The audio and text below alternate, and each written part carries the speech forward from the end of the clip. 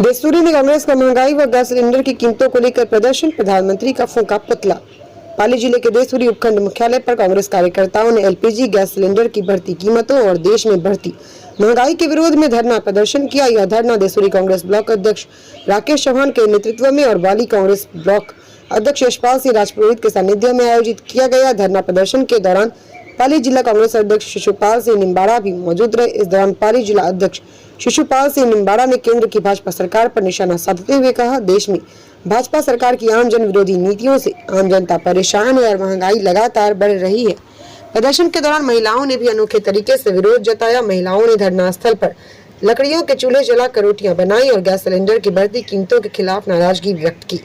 धरना प्रदर्शन के बाद कार्यकर्ताओं ने प्रधानमंत्री का पुतला फूंक कर विरोध दर्ज कराया। इस मौके पर बड़ी संख्या में कांग्रेस पदाधिकारी, कार्यकर्ता और स्थानीय लोग मौजूद रहे। देखें स्टार न्यूज प्लस के लिए राजस्थान की देशसूरी से दिलदार खान की ये रिपोर्ट। आपने अच्छा ये धरने का कार्यक्रम आयोजित किया गया। हर वक्त संख्या बली नहीं देखा जाता। यहाँ जो विराजमान कांग्रेस के एक वो चेहरा है, वो शख्सियत यहाँ कांग्रेस की बैठी है जो कांग्रेस की आन बान और शान है और राहुल गांधी के बब्बर से। आप सभी को मैं नमस्कार और प्रणाम करते हुए अपनी बात को आगे बढ़ाता हूं। साथियों, 2014 के अंदर जिस तरीके से हमारे प्रभारी देवी सिंह जी साहब ने कहा, गुजरात के दो गुजराती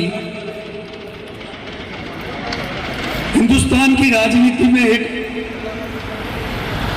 प्रवेश किया और उन्होंने कई नारे लेके आए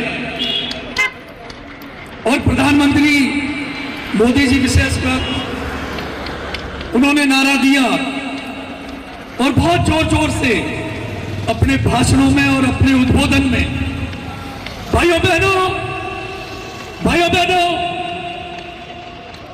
15 लाख रुपए आपके खाते में आएंगे।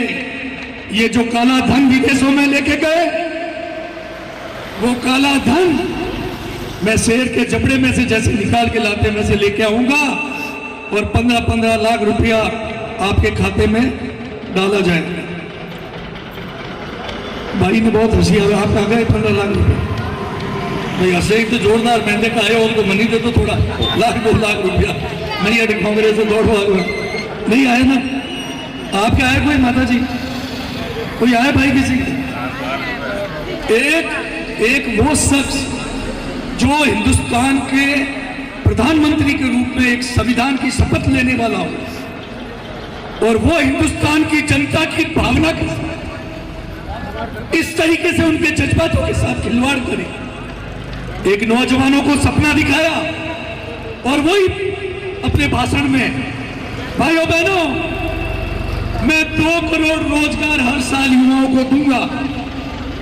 हिंदुस्तान का हर वो शख्स, हर वो माँ और बाप, वो माँ और उन्होंने देखा हमारे बेटे को, माता जी किस तरीके से आपने बहुत 1-1 रुपया जोड़ के और अपने बेटे को और अपनी बेटी को पढ़ाया होगा, उसको लिखा पढ़ा के कि ये नौकरी करेगा तो मेरी बेटी को ब्याने में, इसके हाथ पीले करने में ये मदद करेगा, बुढ़ापे में माँ बाप की सेवा करेगा, 2 पैसा राज की नौकरी पे जाएगा, कमा के लाएगा।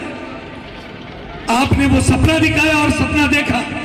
सपना देखना भी कोई गुनाह नहीं, गुनाह है सपना दिखा के और उसको धोखा देना और पीठ में छुरा घोंपना।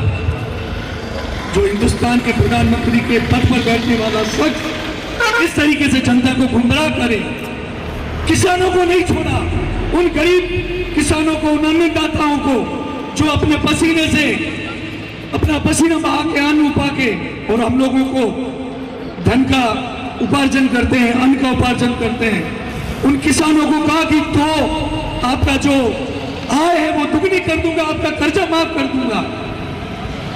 लेकिन किसानों का कर्जा माफ तो गया दूर, जब उन किसानों ने, उन गरीब किसानों ने जो मातृभूमि के वो एक रक्षक है, उन किसानों ने जब वहां पे अपनी वाजिब मांग को लेकर संविधान के तहत जो उनका अधिकार है उस अधिकार के तहत जब वो लाल किले की तरफ बढ़े तो 700 किसानों को अपने प्राणों की आहुति देनी पड़ी, उनको जान गंवानी पड़ी इस मोदी की हठधर्मिता की वजह से। किसानों को छोड़ा नहीं, युवाओं को छोड़ा नहीं, गरीबों को छोड़ा नहीं, महिलाओं को छोड़ा नहीं, किसी के जज्बातों के साथ खेलकर किसको क्या दिया वो सबको मालूम है। नील बट्टा सन्नाटा, टंडन गोपाल आना जाना कुछ नहीं।